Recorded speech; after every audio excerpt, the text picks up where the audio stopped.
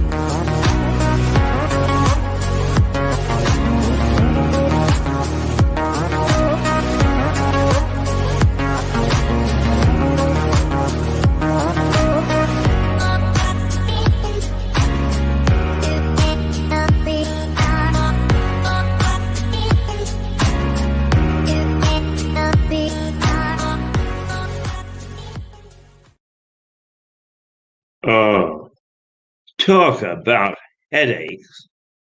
Ha! The whole system must have been out on a binge last night while I wasn't keeping an eye on it, and woken up with a huge hangover because it is doing everything that it shouldn't do this morning. At one stage, it tried to tell me it didn't exist. So much for computers. The trouble is that quite often it's my bank's computer that does that. It only tells me that it doesn't exist when there's money in it. And when I owe them, it churns out letters about 10 per hour. Anyway, I'm Keith Hayes. This is Mirador Television. And his headache or not, we'll try very hard to take you through a morning and highlight some of the things that we see around us in the world, in the country, and in the town that just cause a debate. We're not a news operation. We never pretend to be a news operation, but we do like to bring highlights so that we give you something to talk about and to debate, because that is going to become more and more important citizens' debate as we come out of lockdown and as we enter a brave new world. And when I say brave new world, that quite often sounds optimistic. I don't know whether to be optimistic or pessimistic, so I'm being neutral at the moment because things are going to change and we can see it all around us. I bumped into Mick Symes yesterday and we sat and we nattered for a while in the lovely sun in the precinct in Lewes. And we were able to share experiences because he's well travelled and so am I. But basically, we came to the conclusion that we haven't a clue what the hell is going to happen from here on in. Now, to me, somebody like me, and to somebody like Mick, that's an adventure. To somebody like Sean Kane at Town and County Magazine, it's an adventure. But to a lot of people, they've been on furlough and they've been pocketing money left, right, and centre, and they're ready to spend it. Well, that didn't happen to Mick and myself and to Sean. We motored on, and I'm happy to say that Town and County magazine will be out very shortly. We never closed, and Mick's Lewis present on Facebook. His page on Facebook is a hive of debate, and so it should be, and I hope that it will continue to be. But none of us know what's going to happen, so when when the system wakes up with a headache and won't do what it's supposed to, is I rather think that that's signalling is what's going to happen in the future. And it made us 7 minutes late on the air this morning, and some of it is I wanted to get a photograph from a sister that I've had for a long time on my computer. So I go and it says, "Oh, hang on, you haven't used this for 24 hours, so you've got to go through authorization, identification, and so on and so forth." So then it says it sends me an identification which I tap in somewhere. Right? Can I find the bloody identification number? No, I cannot. So I can't tap it in. So I can't get the photographs. So then I'm stuck. I mean, it's getting beyond a joke. And somebody had better start to clean out all this so that those of us who expect to be able to use the computer and the internet sensibly can do so with just a click, because it used to be like that. And now it's got complicated because we've got bigger and better services. Well, perhaps they are for the kids. They're certainly not for people of my age. Anybody over 37? Oh, that reminds me. Yeah, it's a light breeze this morning. A light breeze. My favourite tree, just a little bit of swaying. The birds aren't that comfortable on top of it, but it's not unpleasant. I've actually walked in from just well my stand, because, as you know, or those of you who follow, I'm homeless. So I have to walk in from where I've been sleeping overnight, and I'm not going to tell you because nobody knows about it. So I've got it all to myself. It's just clean my teeth at the drinking fountain. Being homeless is it's no fun. Believe me, it is not any fun. And perhaps the worst thing is having no sense of permanence, of being a loose cannon.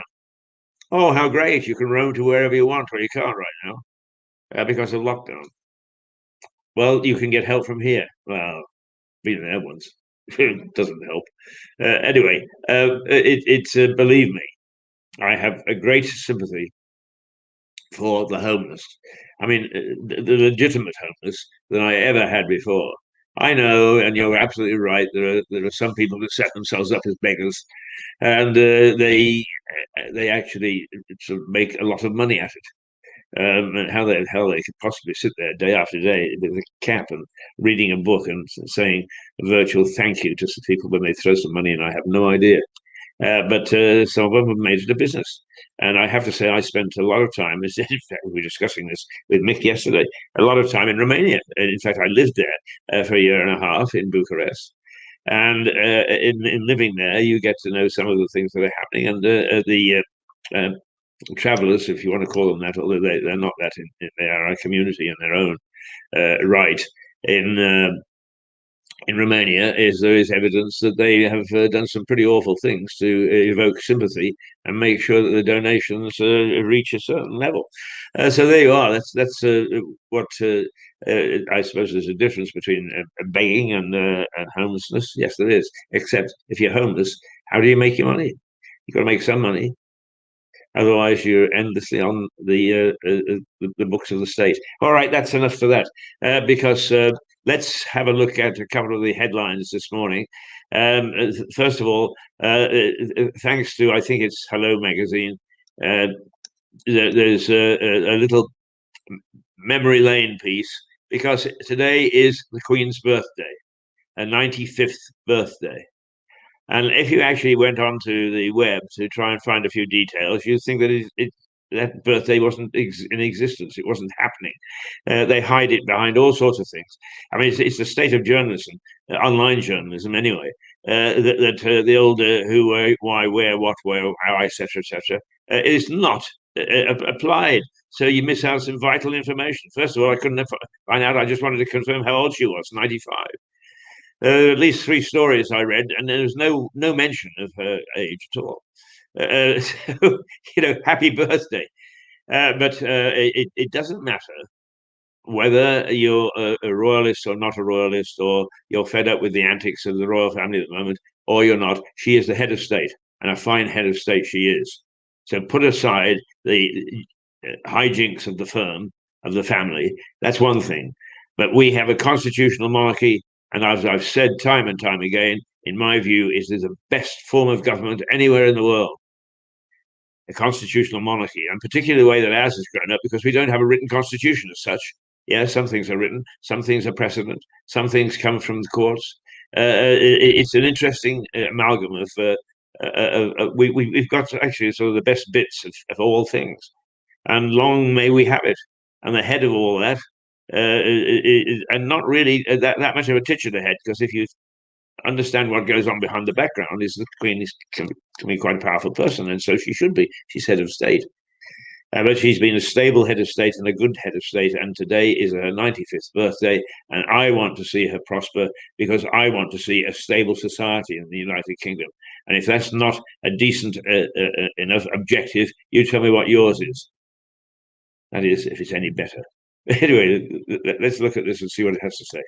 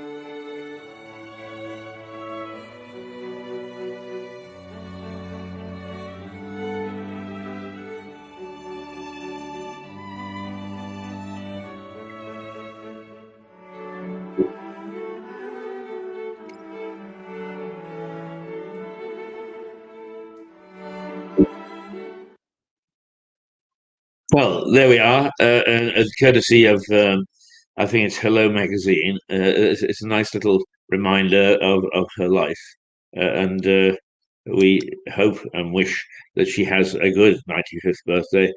It's just sad that her husband, just before he reached his century, died. Prince Philip died 2 weeks ago and was buried this last weekend. But I say happy birthday, ma'am, simply because I have great admiration for your standard, if you like, of excellence in being a head of state, because there are a lot of rotten head of states around the world at the moment. But you stand as a beacon. And whether your children are playing up a bit or not is quite irrelevant to me. I want a stable community, a stable society, and a constitutional monarchy is by far the best that I can see anywhere in the world. And so, as you, as head, at 95, please try hard to tack on another 5 years before we have to go through any sort of worry yet again. Okay, that's the one headline, the Queen's birthday. But let's actually now take a look at the other seething problem. I say seething problem. If we can find it, because once again, there's all sorts of things that I can't tell is what is what. But anyway, let's try this. Yes.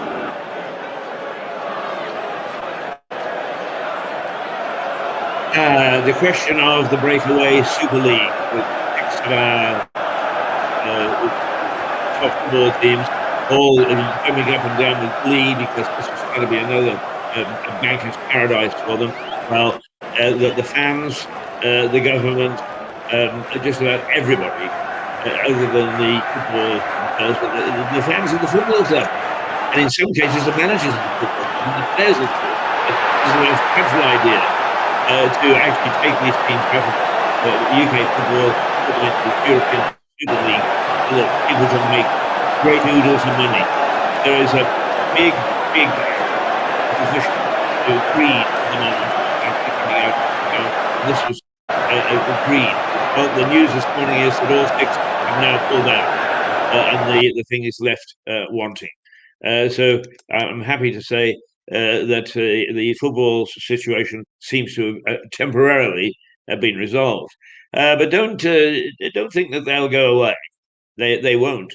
There are those people who are worth a fortune who aren't satisfied and want another fortune, until they stride the globe like a colossus and think that they are dictating to the rest of us in true democracies what we should do and what we shouldn't and what we can and what we can't.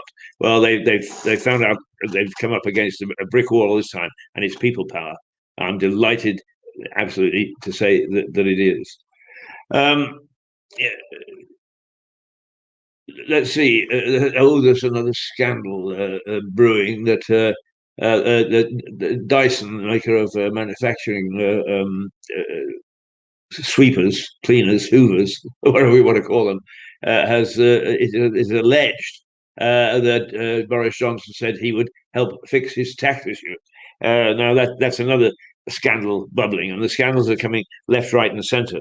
And of course, nothing much will happen, but beware, because as I've had a great deal to do with communications, what happens is that eventually one story after another undermines the credibility. And it doesn't matter if you say, but, the credibility is gone, and therefore you can't say anything that anybody will believe, no matter how true it is. And if he's not careful, Boris is going to end up heading up a whole government that is suspect.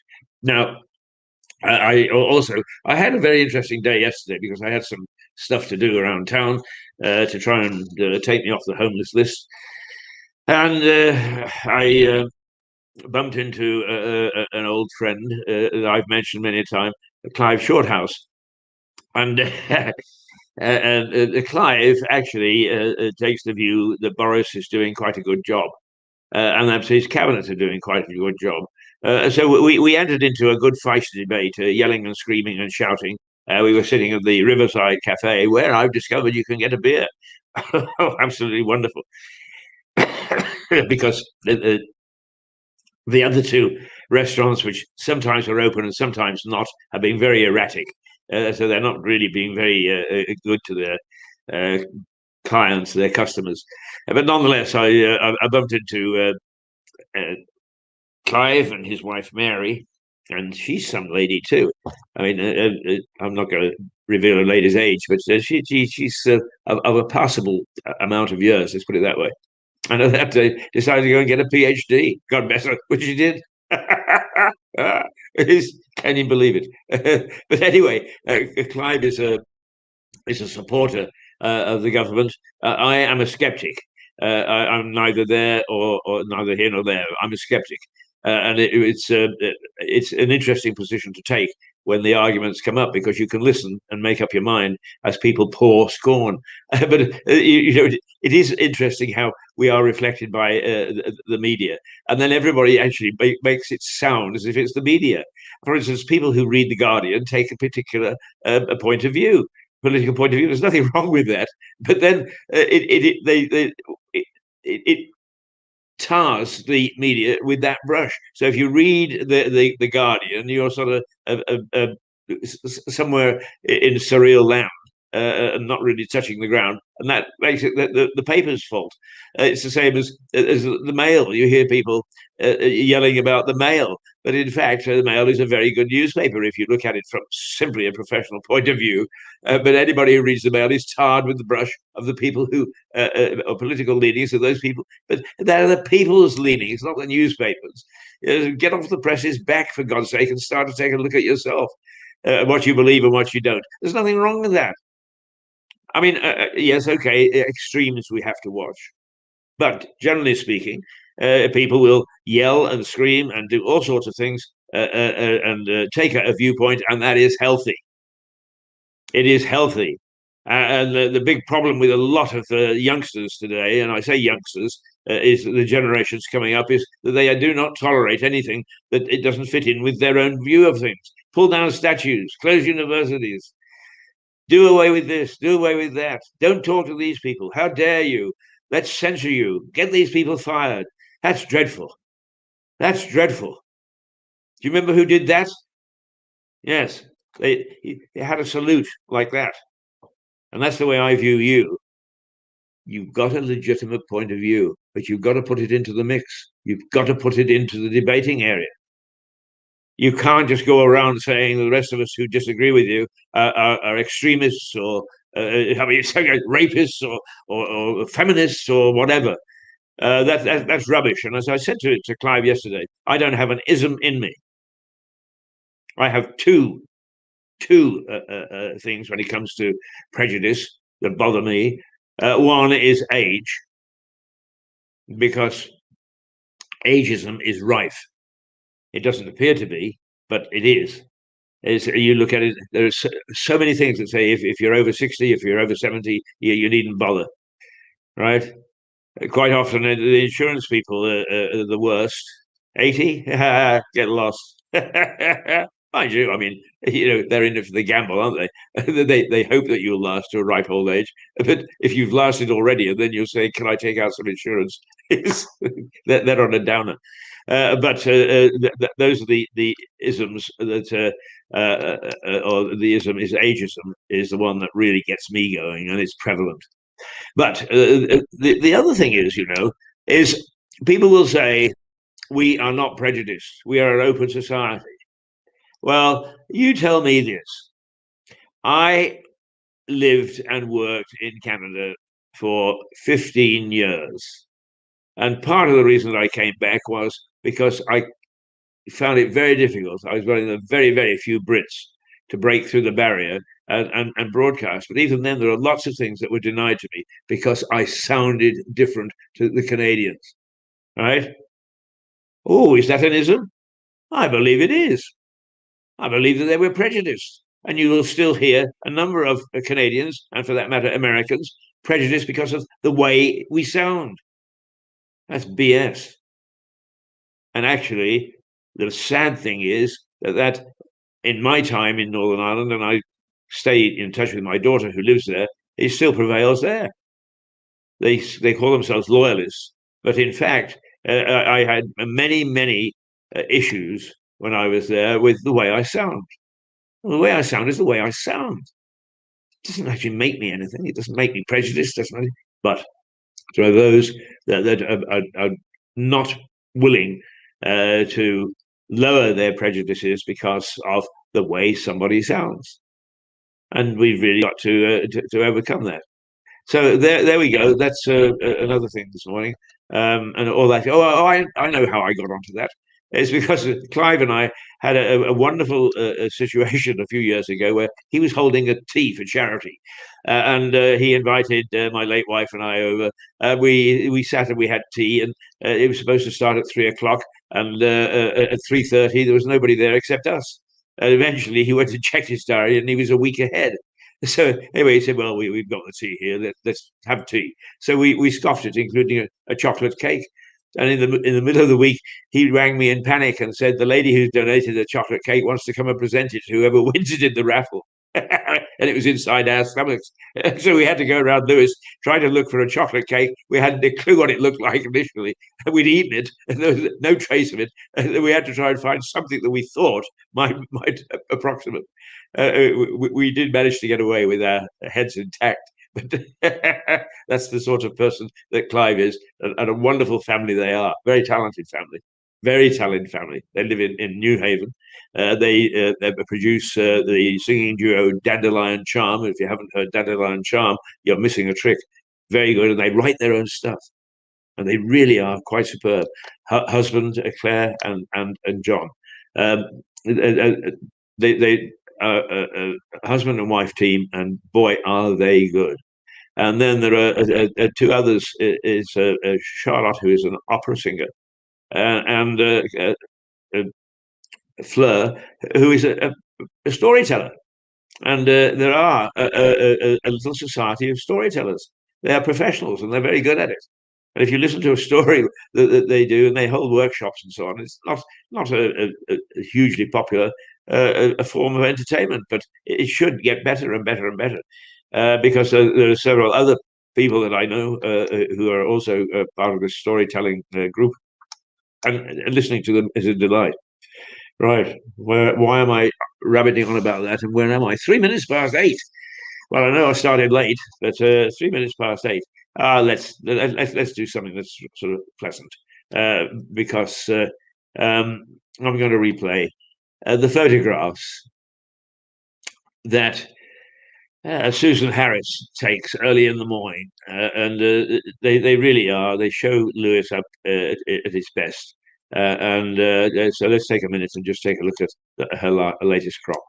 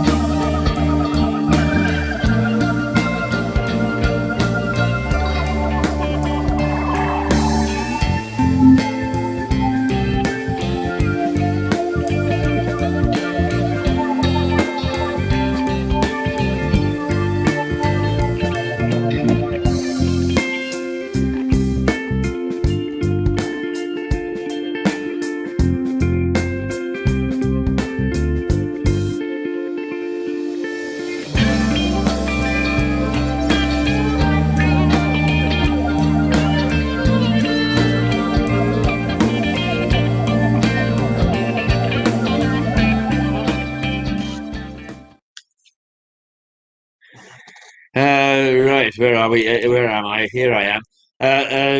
Now let's take a little look at the weather. And I'm not absolutely sure that I've got the right weather forecast here today, but I'll tell you if it's right or wrong.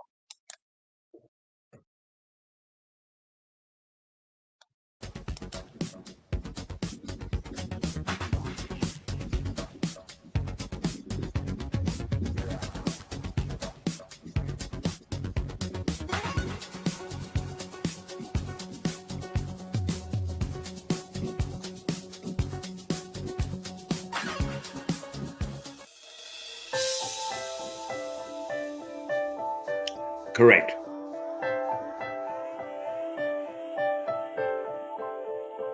Correct.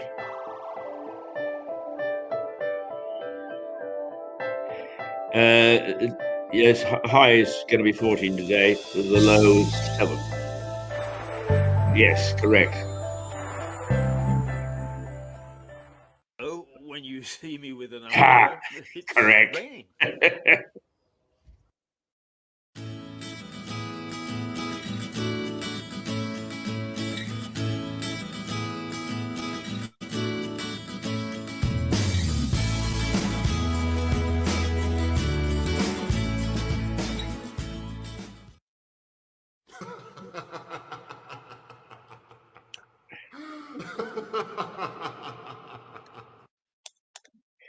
Well, we got that almost right. Yeah, the temperature was slightly out, but that's the day, and that's been the pattern over the last couple of days. And it's rather nice because it means that people have been going outside. They've been sitting and having a drink, or a coffee and a cake, and so on, on the sidewalks, because you're not allowed to go into places. And it's made a rather jolly atmosphere because it's been sunny. A nice way to sit and see how things are, read the paper, and just take a little break. In our case, before coming back to this, putting on a television program. All right, it's pretty basic at the moment. We know that, but we are now taking steps to try and get this whole operation back to where it was prior to lockdown, to bring back some of our favorite people and to re-establish our favorite programs, but also to do lots of nice new things. So there's an initial meeting taking place between some professionals this morning to discuss the whole issue, and then we are going to invite a few more people in, and all in all, I think that we never close, as I said. And when I said that to a friend yesterday, he winked and said, "Come on, I bet you didn't have nude ladies," because that phrase was "we never closed" was for the Windmill Theatre in London, and the building still stands, just on the edge of one of the markets, and I've just forgotten which market it is now. I used to go there regularly, but I haven't been there for quite some time. But the Windmill Theatre had semi-nude ladies on the stage, and that was most of their show. But right throughout the war years, they never closed. And like the Windmill Theatre, without the nude ladies, I have to say, it's never even occurred to me to have new ladies on this program. So don't get any ideas, chaps. keep watching whatever you're watching. Mirador never closed, and we hope that we now can get back to the rather good productive programs that we were doing. Our distribution has taken a step backwards, but even so, having said that, our audience is slowly growing again. So once we actually get the distribution going, hopefully we'll have everything in shipshape so that it'll be worth watching, and we look forward to that day. Just at lockdown, just before Christmas, we were rating 3,000 people internationally, and that is through our streaming service on Roku and Apple and Amazon and so on. And the iPhones, and locally we hit 15,000 mark. So I say locally, in the UK, we are nowhere near that anymore, but we are growing. More and more people are finding us, and I'm happy that they are and joining us, and we're having a little bit of fun, and that's really what it's all about. Our faithful man who sent apologies yesterday. He said, "I'm terribly sorry, Keith. I was coming home from work, and I didn't get home in time to watch the program." Gary Toynton, and he's there this morning. I says, a good morning, and good morning to you, Gary. You're our most faithful. I think we're going to actually have a little statue made for you or something as the most faithful of our viewers. But we did get another one yesterday. Actually, what shows up here isn't reflective of what our viewership, because I after this quite often go down to have a cup of coffee and a cake and whatever, and I just find that people are talking about what I talked about and what's on the program. So we've got a pretty fair viewership. It just starts around 7:30 and slowly grows till they send us some figures after a week's figures, and they have been looking very, very strong and very good. And we do appreciate those of you who follow us and don't necessarily push a button to let us know that you're there. And why should you? Now, I've got a little blank space here, and I think I know what it is, because we said that we were going to put up yesterday Terry's pick and mix, and we didn't, in the scheme of things, because of a whole host of reasons, they didn't get time to edit it properly. But it will be done today, and it will be on screen. But I think that this is a little trailer for it. Let's see. Wow. Can everyone see the flame? Yeah, it's a big flame. Okay, fair enough. So it's just gone off to get the oxygen to keep it going, I think. So did you all see what he was doing? He got that cuttlefish and he shaved off the sides and then he flattened it and put the line down. Okay, so a bit more gas and then add in the oxygen. A bit more gas. Okay, so you can hear it's really rushing here now. Okay, so this is silver metal here.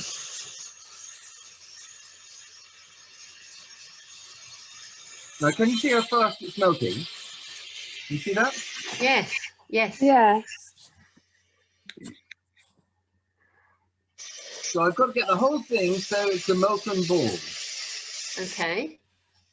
The fire is starting to look a little green and not turning yellow. And bear in mind, this is molten metal, so if it goes wrong, it's quite a bad. I'm going to have to turn this around, I'm afraid. Oh Lord.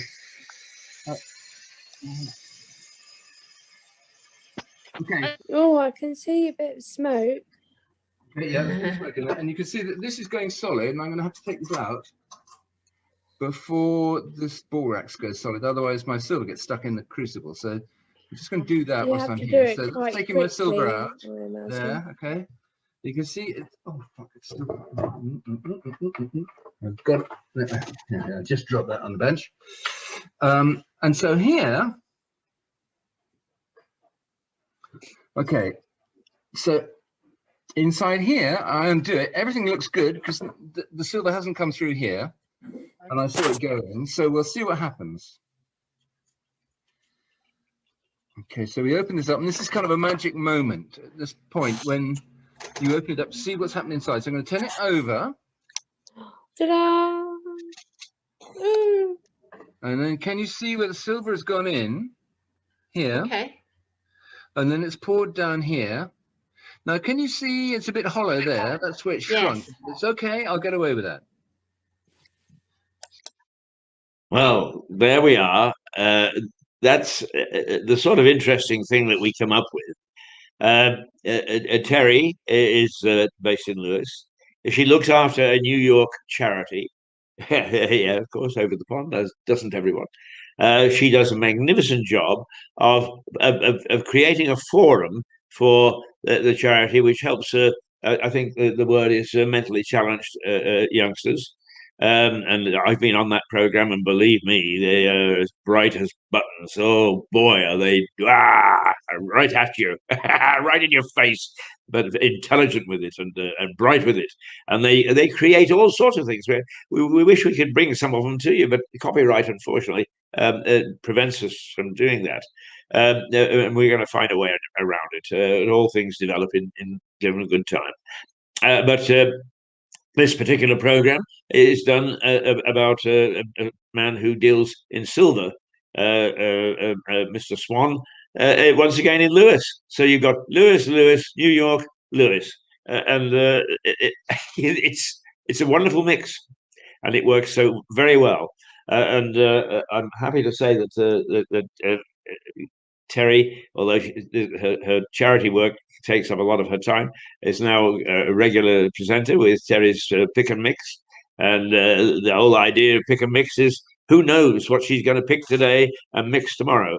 So do keep an eye open for Terry, because probably around once a week, I think, because she's really getting into it now, and she's doing some nice stuff for us, will be on your screens. It's now 16 minutes past 8. God, where does the time go to? And particularly when you're having problems with equipment that's got a headache. We look forward to keeping an eye on a couple of things locally. First of all, there is the issue of the monumental buildings that somebody wants to build on the old auction site. Which is right near the park, near Grange Park. Everybody is against it, but somewhere in the massive system of government, somebody has looked at it, and it has no knowledge whatsoever of Lewis, none whatsoever, and has just waved a magic wand and said, "Oh, all these objections are nonsense. You chaps get on with it." Well, it's not going to end there. I, for one, I'm not militant in the sense that I go and sort of riot or parade in the streets, I use my mouth to try and form opposition, which sometimes is as effective as a club. And I have to say that if they try to start that sort of stuff against the wishes of the people, I will be the first to lie down in front of the bulldozer. And what I will do is, as I have done with one or two things, is I take my phone with me, and through the modern wonders of modern technology, I can suddenly start to broadcast, and you will see what it's like to be a protester lying down in front of a bulldozer. That's pretty frightening too, I think, particularly if afterwards, if they set me free, I have nowhere to go. I'm homeless. I have to say that there's an organisation called Steps. There's a lady there, I think her name is Alison, who's just absolutely terrific. You know, some of these are hidden heroes. You don't see anything of them in public, but privately they're just helping people with problems similar to my own. I'm tongue in cheek about it, as you know.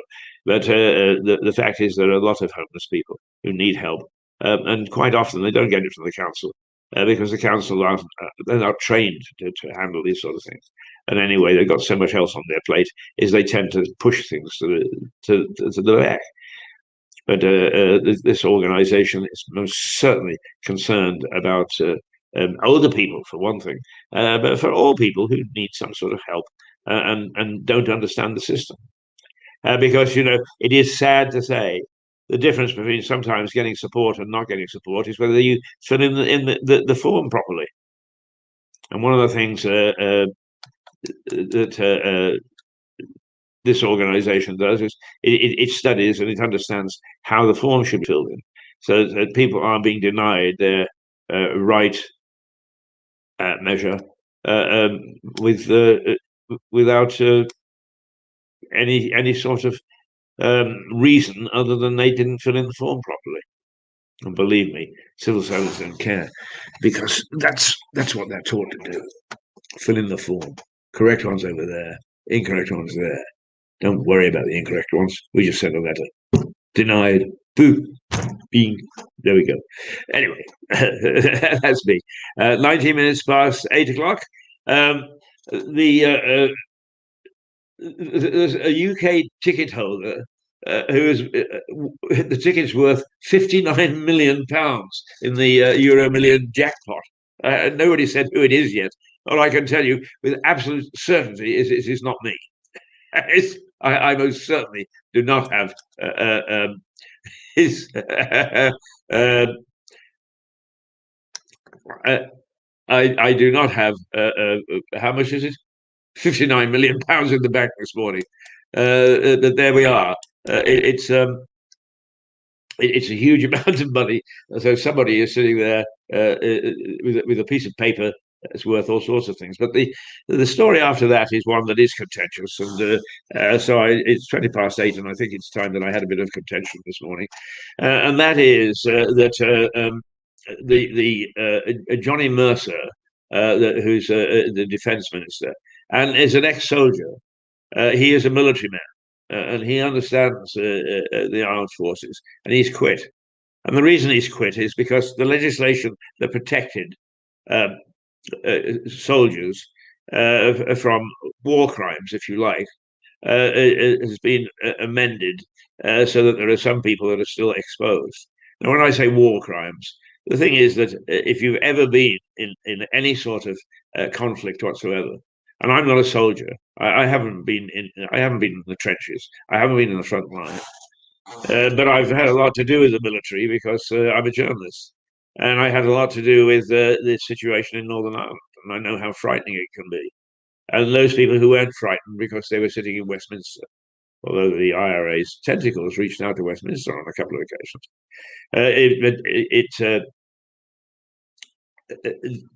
Those soldiers who were embroiled with the 69 to 1990 troubles, they had a lot on their plate. And yes, there were some injustices.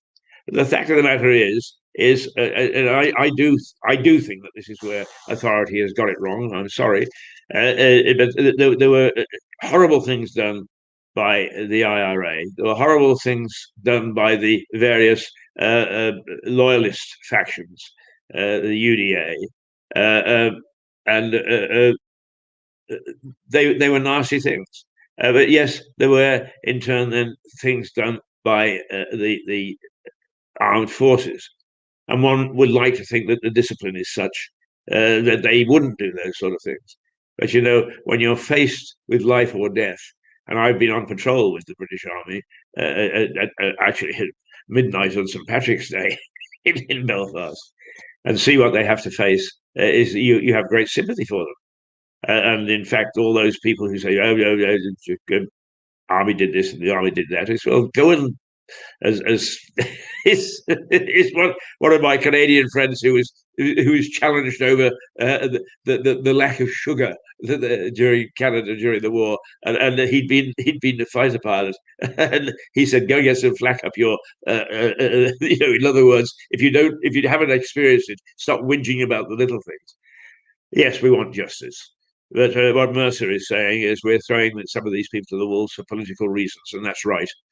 And I believe that anybody who votes to allow the army to be soldiers, veterans to be taken to court and to be hounded over things that they did there is what I would suggest is that it is mandatory before you cast your vote to go and either join the army in Northern Ireland, although it's not quite as bad now there, or in Afghanistan, or in Iraq or Iran or wherever. And then when you've tasted it, which I have, come back and then make a considered judgment about how you see things. Because I think that Mercer is absolutely right to quit. Why would anybody join the armed forces if what's going to happen is they're going to be hounded after their tour of duty for things that they did? Terrible things, probably, but under duress and under armed conflict rules. So there we are. Johnny Mercer has resigned as the defence minister, and if Boris has got any sense whatsoever, he'll try and talk him back into the cabinet in some way, because there is a man of principle. It doesn't matter what your point of view is. You can say, Keith, you're just full of hot air about everything you've just said there. But my point of view comes from the fact that I have been there and I've done that and I've tasted it. Have you? If you have, I'll enter into debate with you happily. If you haven't, then be careful what assessment you make just on what you read, what you see. And remember fake news, the very things that some of you who mouth off accuse the media of fake news, we're getting fake news and so on and so forth. And what are you doing? Propagating it half the time. So Mercer has got my backing, and I hope that he's got Boris's. All right, there's a nice controversial end to the day, isn't there? Let's just remind ourselves of the headlines. First of all, it is the Queen's birthday. She is 95 and celebrating it without her consort, Prince Philip, who died 2 weeks ago. And in some ways, I suppose that is signalling the end of an era. And if Charles is to take over, and eventually William, they need to realise that it's nothing to do with the Windsors. It's all to do with being head of state in a unique system of the constitutional monarchy, which is one of the best systems anywhere in the world. And during this period of heightened tension because of COVID, we've seen what governments do. They're nibbling away at our freedoms. And I say governments because it's not just the UK. And shame on the people in Westminster when they try to nibble away at our freedoms. Shame, shame, shame. But it's happening much more in other parts of the world. And those that were authoritarian regimes in 1980, 1990, before Glasnost and before the breakdown of the Berlin Wall and so on and so forth, and who came out into what I would say came out into the light. I sound like an evangelist, and came out into the light. But that they should go back to where they were is a sad, sad conclusion to a lot of hard work and a lot of decent thinking by people who value freedom. And those people who are Republicans, by all means, be a Republican. I don't care. Your point of view is fine, as long as you don't say it's the only point of view and you start to sneer at those who may hold a different point of view. Because that's what's wrong with our society at the moment, is the tolerance level is going. Ooh, haven't got much longer to rank. What a pity. Right, well, today is dentist day. And Friday is haircut day. Look at that. It needs bad attention. Actually, it doesn't look half as bad on telly as it does when I actually meet people in real life. It's awful. It hasn't had a barber since December. So I'm going along to Andrew on Friday. And I hope that I'll then be able to go about once every 2 weeks to keep it under control. Because he was inundated the moment that it was announced that barbers could be, or hairdressers could operate. And I'm a regular customer, and even then it took me 2 weeks to get an appointment. Oh, dearie me. There we go. 8:28. Who have you been listening to this morning? Why is it that we're here? Well, we're here because we see ourselves as watchdogs of society. We have no isms. We don't belong. Nobody owns us. There is no big conglomerate of newspapers or television or business, for that matter, that owns us. We are totally independent, so we can actually mouth off the way that we do. And really, we don't think that we're always right. In fact, we're quite often wrong most of the time. But what we are able to do is to stimulate debate so that eventually people stop just blaming the other side, wiping their hands and walking away, because that doesn't resolve anything. But that we can start people talking about things. Private or public debate is very important. And there are too many people who believe that they are so absolutely right, and the rest of us have got to change our ways. Rubbish, nonsense. Start to rethink. I'll be back tomorrow. Toodle bit.